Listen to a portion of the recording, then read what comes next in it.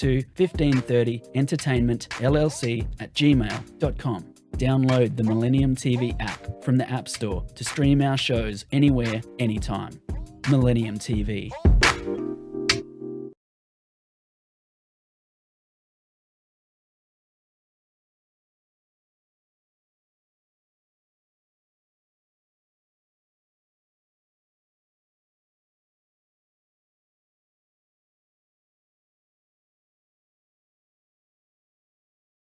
Welcome to Millennium News 24/7 daily local news update. The National Labor Relations Board has confirmed that a group of Amazon workers in Staten Island, New York, has withdrawn its petition to hold a vote to unionize. The move comes less than 2 weeks before the Labor Board was expected to hold a hearing to determine whether there was sufficient interest to form a union at the Amazon distribution center. NLRB spokesperson Kayla Blado declined to elaborate the reason for the pullback, but she noted workers can refile a petition. Union organizers had said in late October that it delivered more than 2,000 signed union support cards to the NLRB's Brooklyn office after launching the effort in April. That's a major step in authorizing a vote that could set up the first union at the nation's largest online retailer. As part of its petition to hold a vote, organizers must submit signatures from at least 30% of the roughly 5,500 employees who the union says work at four adjoining Amazon facilities that it seeks to represent under collective bargaining. This is the second unionizing attempt in the past year at Amazon. Workers in Alabama resoundingly defeated an attempt earlier this year, but organizers there are asking federal officials for a do over. The Retail, Wholesale, and Department Store Union is leading the effort in Alabama. The Union Drive in New York City is working without the help of a national sponsor and is being spearheaded by a former Amazon employee, Christian Smalls. He said he was fired just hours after he organized a walkout last year to protest working conditions at the outset of the pandemic. Smalls couldn't be reached immediately for comment. Johnson & Johnson is peeling off a consumer health business that helped it become the world's biggest healthcare products maker. The company said Friday that it will separate its segment that sells Band-Aids, Listerine, and over-the-counter medicines like Tylenol from its pharmaceutical and medical device businesses.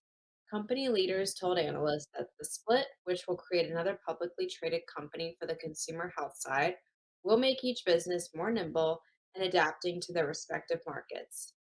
CEO Alex Gorski said that while the company's broad focus has worked in the past, the split addresses segments that have evolved as fundamentally different businesses.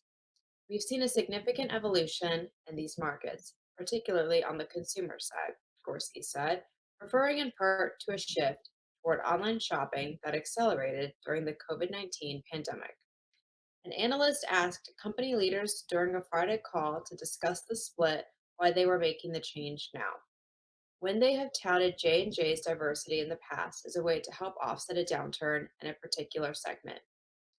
I think we have consistently had the belief that our diversified portfolio is rooted in strategy, Korsky said. However, it's not anchored in strategy. University of Michigan business professor Eric Gordon said he didn't think the two separate companies would wind up being more focused or nimble because the present company is already decentralized. The segment selling prescription drugs and medical devices, J&J's two largest businesses, will keep the Johnson & Johnson name and blockbuster drugs that include the cancer treatment Darzalex and a COVID-19 vaccine. The new version of J&J also will get incoming CEO Joaquin Duato, who is slated to replace Gorski early next year. The split comes at an ideal time for a leadership change, said Steve Rozak, who followed drug makers as president of WBB Securities. Donald Trump's company won't have to pay hefty legal bills incurred by his former lawyer and fixer Michael Cohen, who became a vocal critic of the ex-president and went to prison after pleading guilty to tax and other crimes, a New York judge ruled Friday.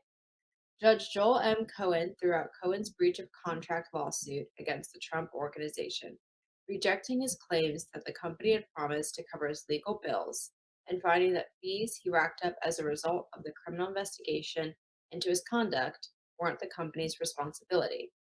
Michael Cohen said in the lawsuit filed in March 2019 that the Trump Organization owed him at least 1.9 million for the cost of his defense. The judge noted in his ruling that after the lawsuit was filed, Trump's company did go ahead and pay some of his bills. In a nutshell, Mr. Cohen's legal fees arise out of his sometimes unlawful service to Mr. Trump personally, to Mr. Trump's campaign, and to the Trump Foundation, but not out of his service to the business of the Trump Organization, which is the only defendant in this case, the judge wrote in his decision. Americans quit their jobs at a record pace for the second straight month in September, in many cases for more money elsewhere as companies bump up pay to fill job openings that are close to an all-time high. The Labor Department said Friday that 4.4 million people quit their jobs in September, or about 3% of the nation's workforce. That's up from 4.3 million in August and far above the pre-pandemic level of 3.6 million. There were 10.4 million job openings, down from 10.6 million in August, which was revised higher. The figures point to a historic level of turmoil in the job market as newly empowered workers quit jobs, often for higher pay or better working conditions. Incomes are rising, Americans are spending more, and the economy is growing, and employers have ramped up hiring to keep pace. Rising inflation, however, is offsetting much of the pay gains for workers. In addition to the number of unemployed, there are about 5 million fewer people looking for jobs compared with pre pandemic trends, making it much harder for employers to hire.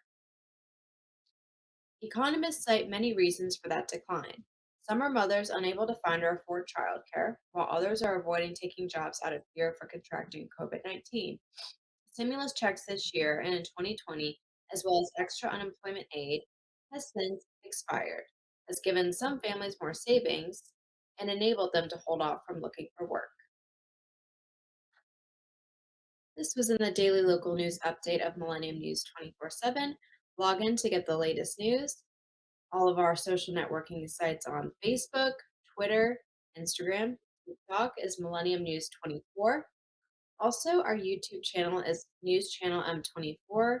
Viewers now on both networks, broadcasting Android and iOS devices, Apple TV, Roku TV, Amazon Fire TV. Also, all smart TV platforms, please enjoy our entertainment and latest news and views. Our Millennium TV apps, Millennium TV USA Android, Millennium News, Google, www.millenniumtv24.com. Stay tuned with Millennium News 24. Thank you.